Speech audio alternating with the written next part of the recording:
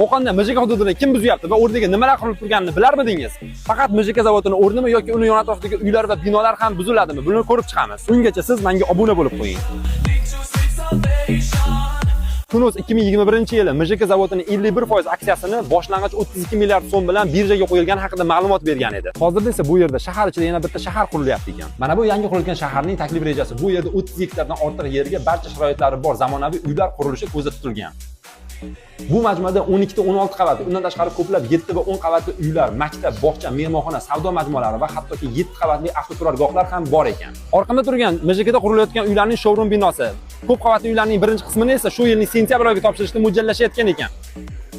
Reja taklifi bo'yicha Istiqlol ko'chasi yoqasidagi barcha uylar, eski GAI va eski bozor temir yo'l hududidagi uylar ham buzilar ekan. Eski bozorning o'zi ham boshqa joyga ko'char ekan. Xullas 1-2 yil ichida ushbu ko'cha o'rnida chiroyli, zamonaviy va markazlashgan ko'chalar paydo bo'lar ekan. Qo'qonlik do'stlaringizga jo'natib qo'ying. Yana biz bilmabmiz deb yurish